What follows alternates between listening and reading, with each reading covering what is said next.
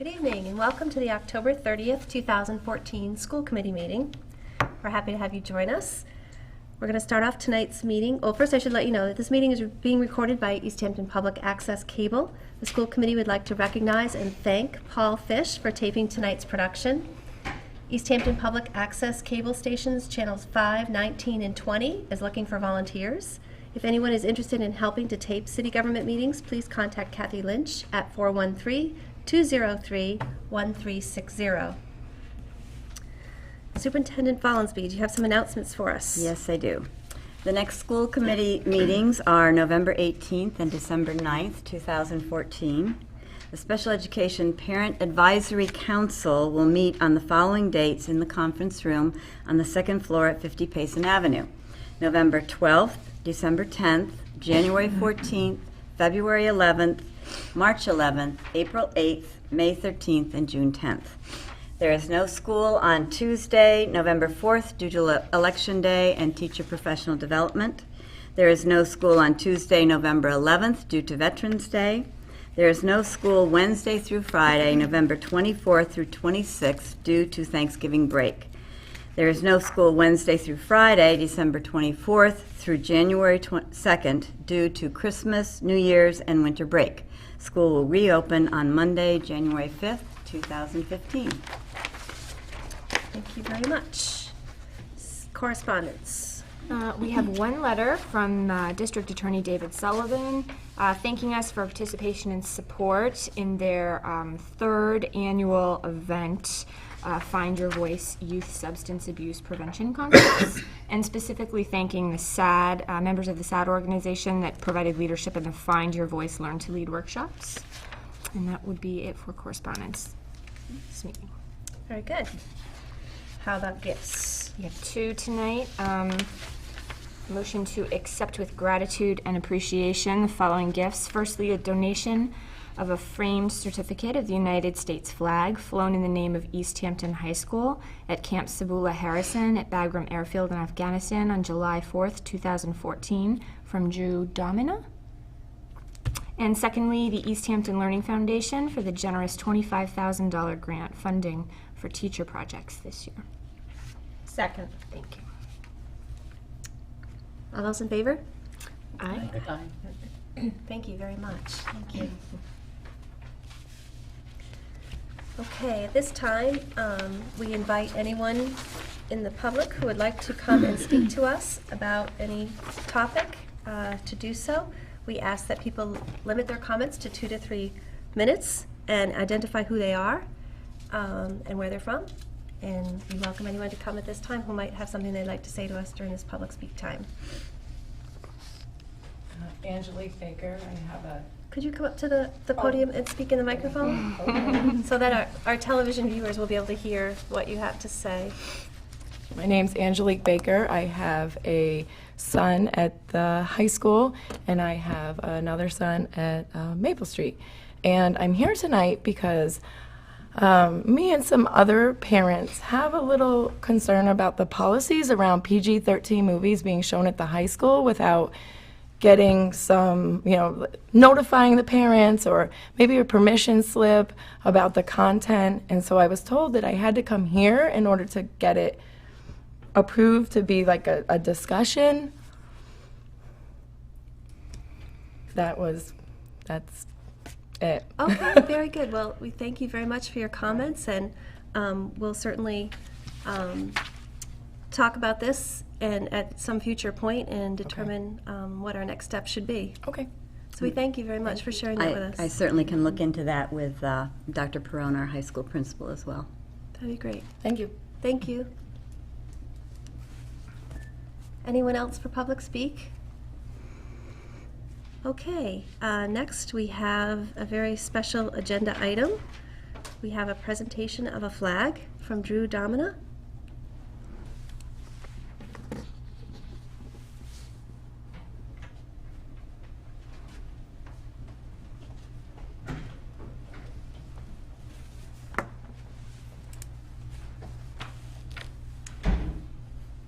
Hi, my name is Alan Domina. I'm Drew's father.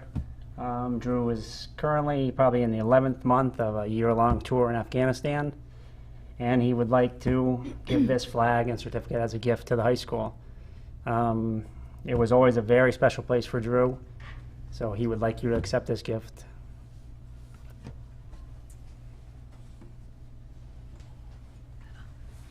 Hi, my name is Kelly Brown, and I was one of Drew's teachers, and Drew's parents contacted me about helping to share this flag with the high school, and in a moment I'd like to read what the certificate says, but first Drew and I have had some email correspondence about the flag, and when Drew first sent it, my reaction was that I know Drew very well, and I know that his gesture is one to thank a place that was very special to him.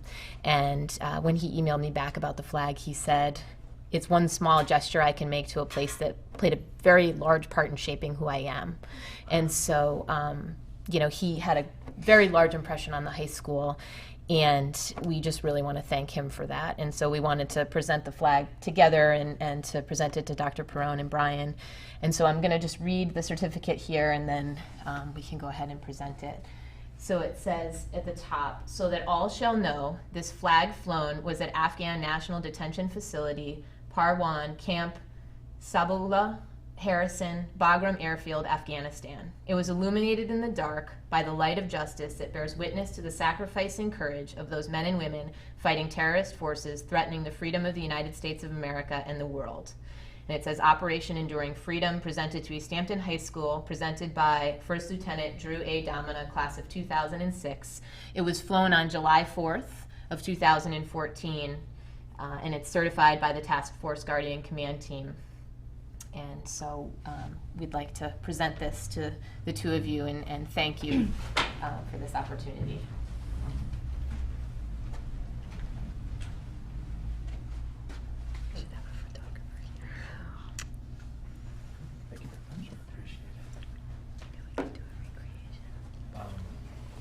It's beautiful. I don't know if have you. Gorgeous.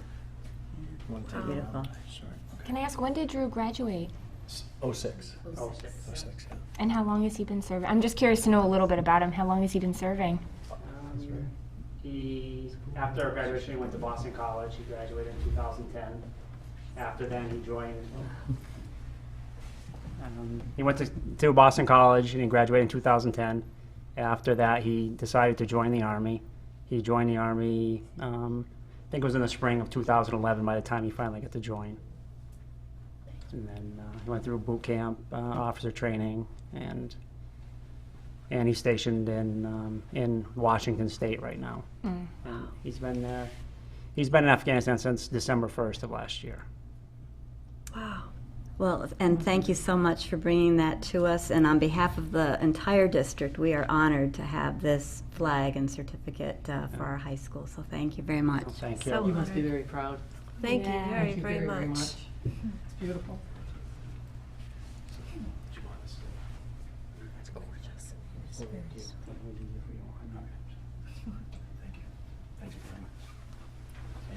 I wish we had a reporter here to capture that moment.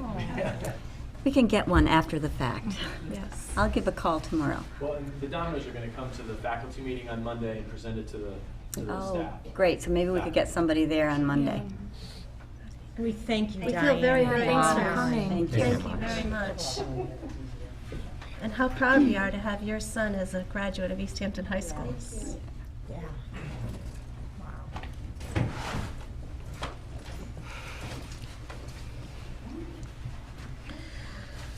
Do we have any tissues? I know. I was afraid to speak because I thought I wouldn't be able to. Yeah. Very nice. Very moving. Thank you. Okay, moving on. Do we have a finance subcommittee report? Nothing new to report. Okay, anything from the policy, well, yes, we do, policy subcommittee. In your packet is the domestic violence leave policy.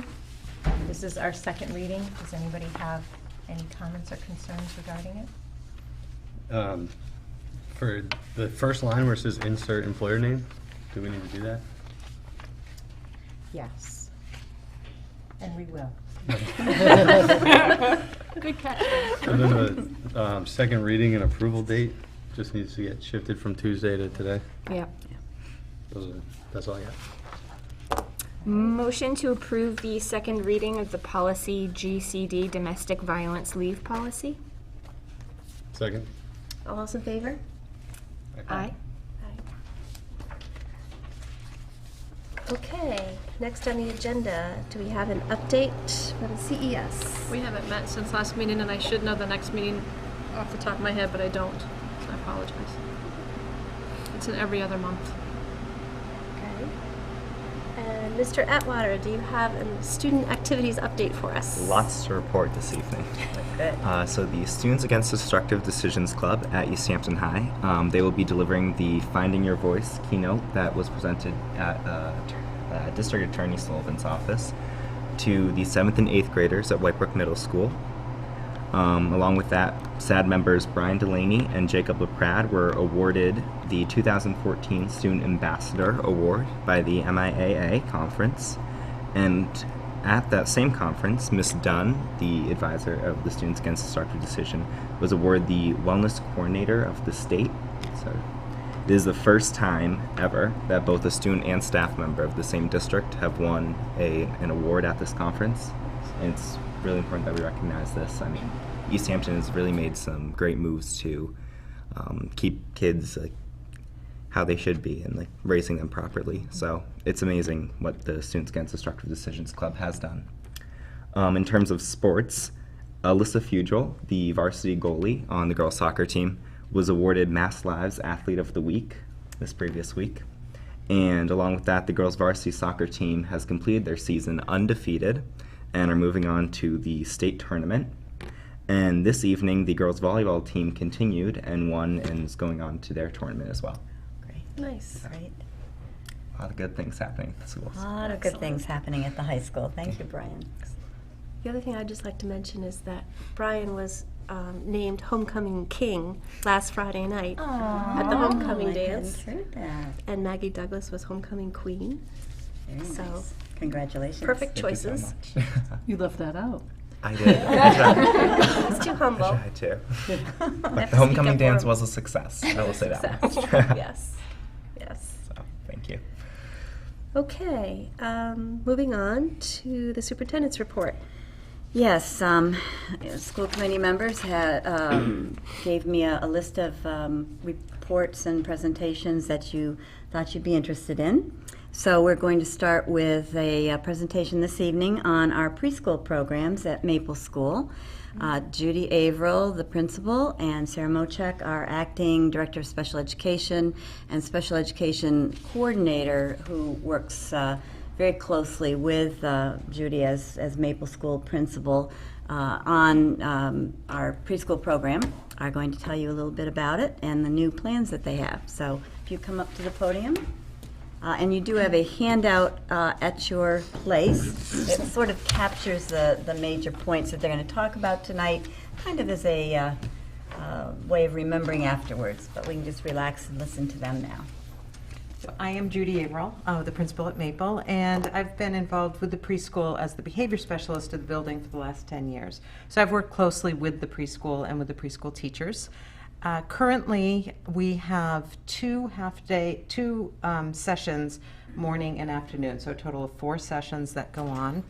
The Department of Early Education and Care is who oversees our preschool. That's the that we go under the guidelines of. We are using the frameworks as our curriculum. We also use a second step curriculum as our social skills curriculum. And typically, our ratio of special ed children to typical peers is usually we have less special ed children in the preschool, but currently our numbers are skewed the other direction right now. And our enrollment is lower than it has been. As is, we've checked around other areas. Northampton Public Schools preschool programs are low right now. Head Start is actively recruiting children, which is really unusual. So all of the area preschool that we've checked in with are declining in numbers, and it's one of the things that we're investigating to find out exactly what's happening. So currently, we have a total of 28 students enrolled. We have 15 children with IEPs and 13 peer partners. And we have 3 screenings a year in November, January, and April. And at that time, we tried to identify children who both need the special ed service and who are peers that would like to be part of the program. So that's a little overview. Right now, we have 2 teachers. We have a speech and language pathologist, and we have 4 paraprofessionals. And they're all highly trained. So it's a really nice program. So our next step is to attract more students to it. So I'm Sarah Mochak. Right now, as Nancy said, I'm the acting director of special education. But for about 10 years, I've been a special education coordinator in the district, and I've worked on and off with the preschool. And before that, I've been working here since 1997 as a special education teacher, so I've been around quite a while. Judy and I were both excited when Nancy, or Superintendent follows me, sorry, TV, asked us to take a closer look at the preschool and to come tonight and to share with you, the exciting things that we're doing and the places that we'd like to take our program. The one thing that I wanted to just talk about the program, the Department of Education and the Early Education and Care Department ask us to be at below 50% for children with IEPs. So we're really supposed to be about 40% children with IEPs, 60% peer partners. So we're really looking to recruit and recruit more peer partners, and we're hoping to get creative with ways to do that. But Judy and I have been actively meeting with other directors of preschool programs in the area. Just last week we met with Kira Durrett, who runs the Williston Children's Center, and Claire Kurtz, who's a representative from the Collaborative in Northampton, who manages several early childhood initiatives, as well as a representative from Head Start. They would like us to take a more active role in attracting kindergarten students. And I know that I've talked to Laura before, and we've talked about wanting to know why families aren't staying in Easthampton for kindergarten. So Judy and I are going to, just today I applied for a grant that will allow us to give kindergarten teachers a small stipend so they will attend 3 outreach events in the evening, and also provide for substitutes so those kindergarten teachers can go into the early childhood programs in the city and meet the children who will be coming into our kindergartens. I think this is a proposal. This is a proposal, yes. Kindergarten teachers don't know this yet. Oh, yeah. They will now. These are just some of the ideas. This is what we've been working on. Judy and I have plans to go to the Family Center in Easthampton. So we can say where we're going we're doing. Yeah. We're going to send out our first mailing in November to the early childhood centers here in Easthampton, something for them to send home to families, welcoming them to our district. With a list of what events we're going to be doing. Last night at we had a cultural festival meeting at Maple and Center Pepin with the committee that's going to be putting on the cultural festival, and we talked about how important it is to invite families, with toddlers, 3-year-olds to this type of event, as well as the seniors. Trying to get both ends to start really coming into our events. We have these wonderful events, and they're well attended, but there are more people that could access them. So that's I like that idea, and just constantly be thinking about where we can include families that are shopping right now. They're really deciding where they're going to send their children, and we really want to express our interest in them coming to us and our commitment to having them come to us. So that is an exciting piece for us.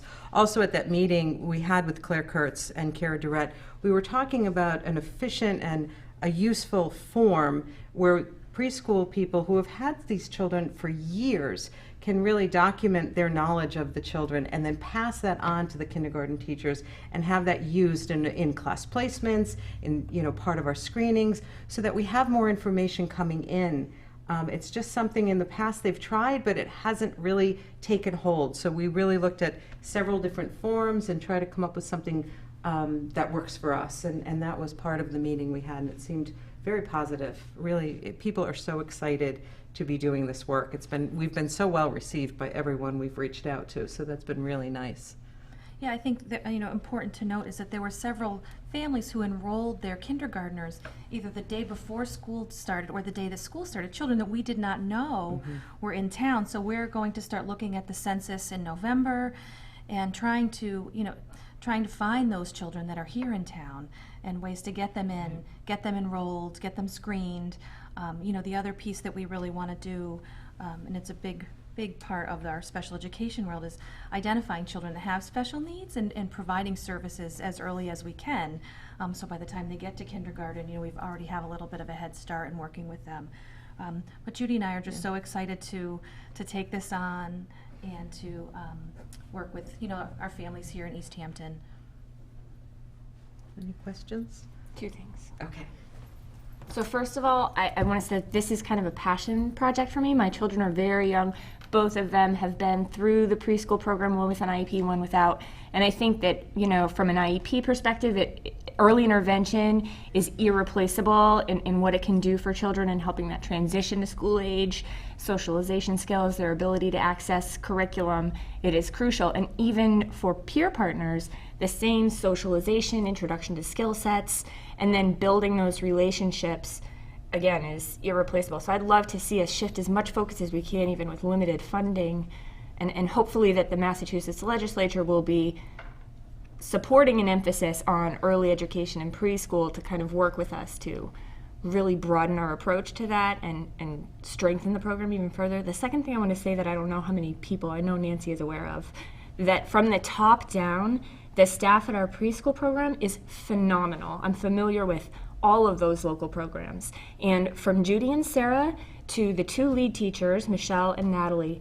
even to their 4 paraprofessionals and their special education support staff, to a person, they are extraordinary.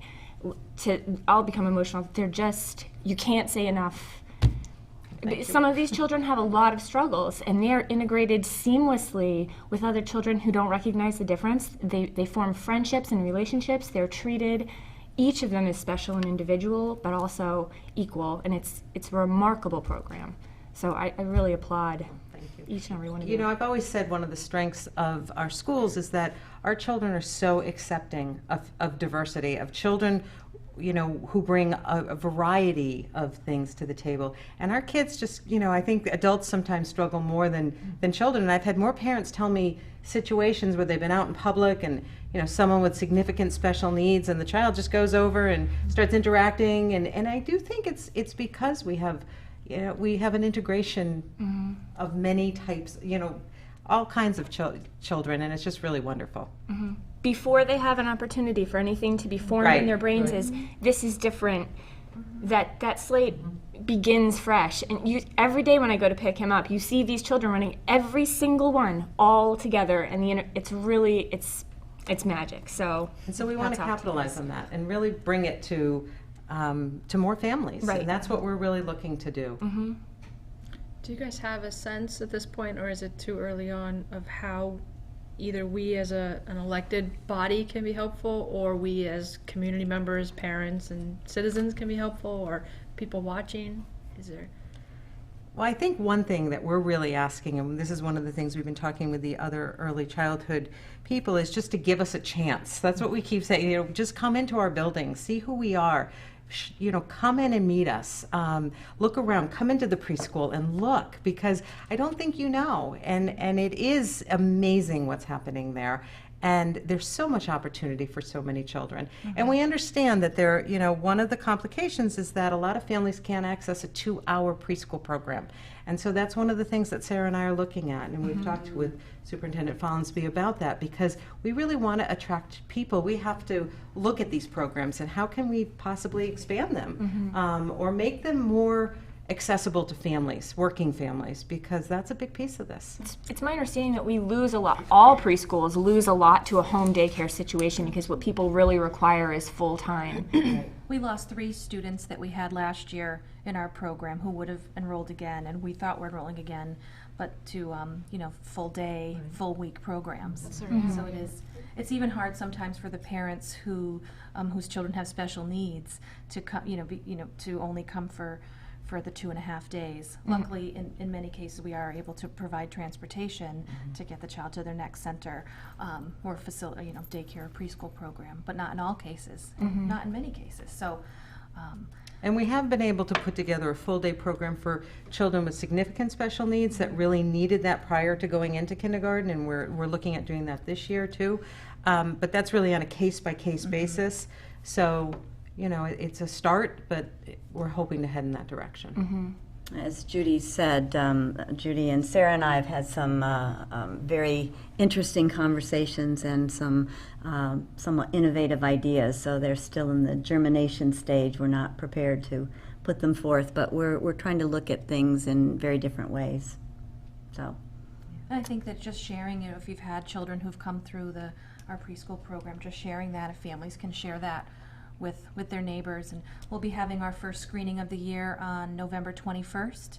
And families can call the special education office here, 529-1515, if they would like to have their child screened, either if they want them screened to be a peer partner, or screened and if they have some concerns around development or language or social skills. You know, we can do that too. So you just can call and make an appointment. What was the phone number again? 529-1515. It's the special education office here. So we'll share that at PTO next And week. it's going up on the sign outside Pepin.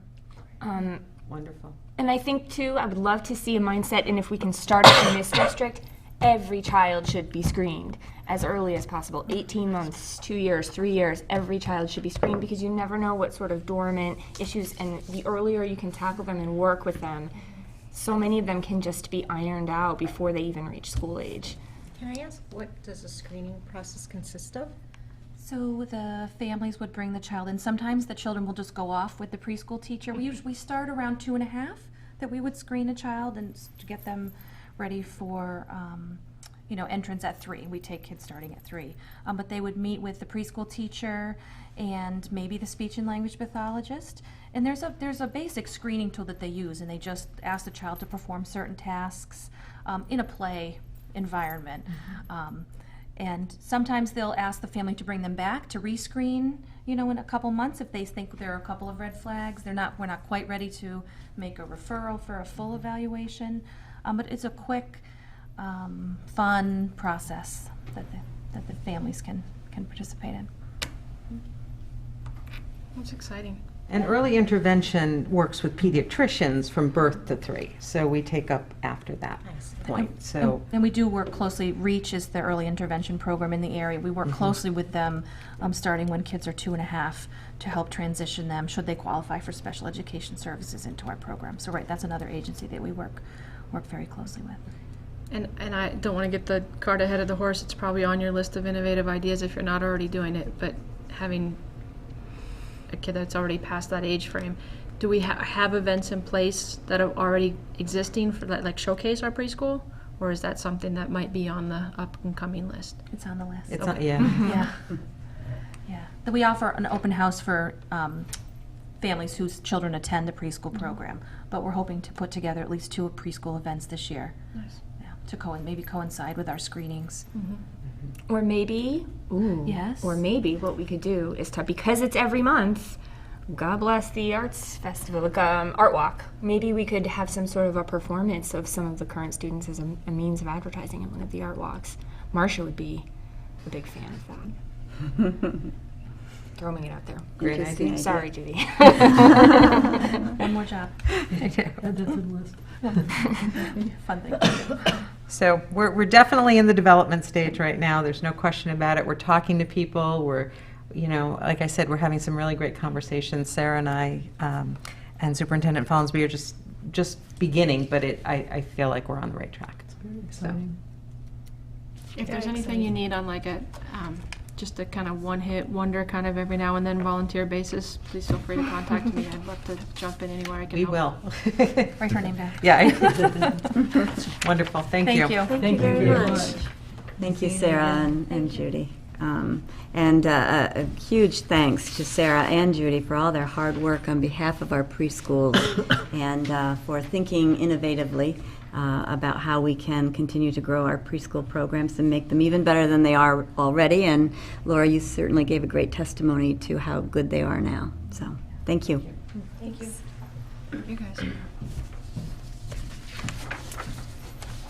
And the only other report that I have this evening is I wanted to give you a little update on our Wellness Committee meetings and what we've been doing with the District Wellness Committee. Sue Karen and Sarah Bankert from the Collaborative, or Educational Services, came to one of our meetings last January, and they shared a proposal that was designed to access grant funding provided by Cooley Dickinson Hospital. And their proposal was to use funds for a school health index assessment. And they wanted to do this for the district as a way to start an assessment that we would use to develop a strategic plan. So the district committee selected 2 modules from this health assessment. It's very extensive. But the committee thought that the 2 modules that would be best for us to start with were the nutrition and the physical activity modules. So we started doing those assessments last year. And in addition to that piece, the Collaborative also applied for and received a grant that added a component on community gardens to our wellness initiative. And the proposal added funding to grow the school garden programs at Center, Pepin, and Whitebrook School. We had some wonderful, wonderful school garden programs this year. And I think if you stopped by the schools in the fall, you saw all the produce and all the, yes, everything that came from those projects. We're so excited about those projects, and we're continuing to work with them, and we'll have a whole new garden next year. So when the funding was received, Sarah continued to work with the Wellness Committee. That part of the funding paid for Sarah Bankert, who we worked with as part of Spiffy the year before. And she's been instrumental in working with Cooley Dickinson and doing outreach to schools. So we continued to work with her. The grant funded some time for her to facilitate this process for our Wellness Committee. And we used the physical education and other physical activity programs module of the health assessment, and we also used the nutrition services module. What we did is we brought administrators and parents and as many people as we could to our committee meetings, health teacher, PE teacher representatives, and we just did the assessments together from those different facets of our school community. Once the assessment was completed, the committee used the data to draft a strategic plan for the next 3 years. And the draft goals are, and we did this at our October 24th meeting, draft goals are to increase the number of students walking or biking to school. And I'm going to emphasize the word draft because tonight I'm just going to talk to you about what we've been drafting and when we're actually in the final stages of the strategic plan and the action steps. We'll do another presentation on exactly what that is. But the first goal, again, was increase the number of students walking or biking to school. The second goal, increase the amount of physical activity at Whitebrook, specifically outside of the physical education program, such as a running or walking club. And a number of these goals and initiatives actually are in place already or beginning to be in place already, so we're excited about that.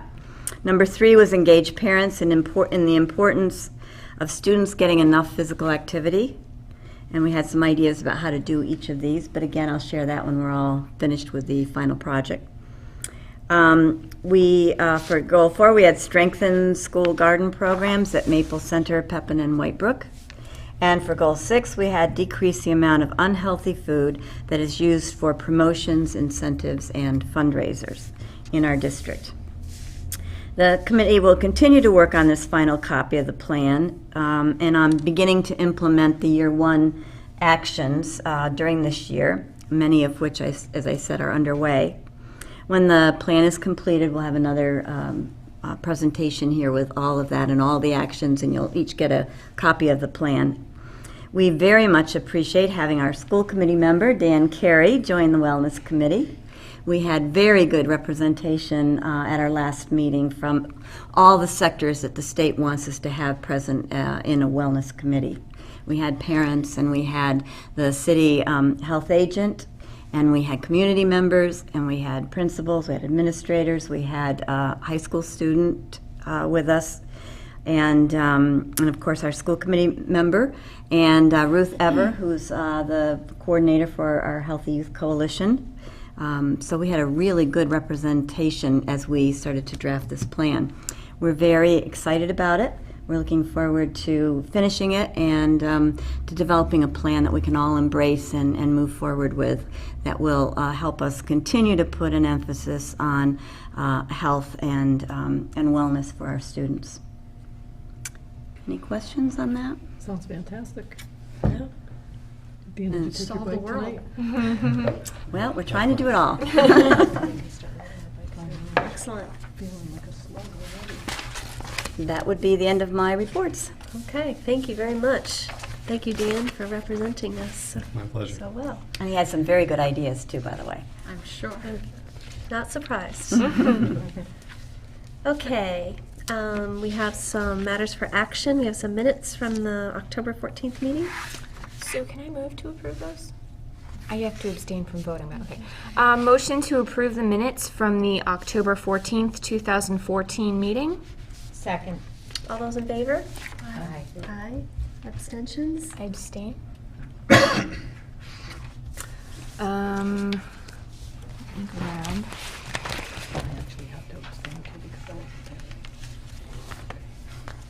Okay. Oh no, pink sheet. Give me a second. Motion to approve the school payroll dated October 30th, 2014 in the amount of $443,168.77. Second. All those in favor? Aye. Aye. Abstentions? Motion to approve the accounts payable authorization for payment dated October 30th, 2014 in the amount of $228,945.26. Second. All those in favor? Aye. That is it for this. That's it. Okay, very good. So last on the agenda, it looks like we have a request for a school choice opening in the 8th grade at White Brook Middle School.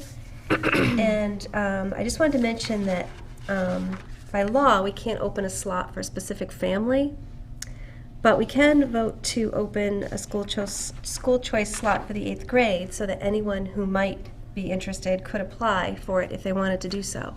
So we are able to do that if we'd like to vote to make that happen. Can I ask just for Nancy for a quick update on enrollment?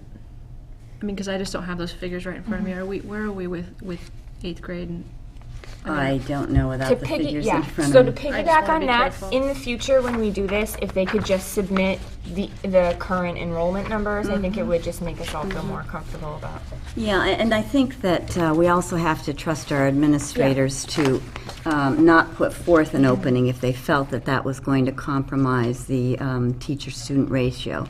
But we certainly can have that kind of with us Right. whenever we have a question like this, certainly. Would anyone like to make a motion to open a slot for the 8th grade? Motion to approve the school choice opening for the 8th grade at White Brook Middle School. Second. All those in favor? Aye. Okay. Motion to adjourn. Second. All those in favor? Aye. Thank you very much. Deb, you can sign this.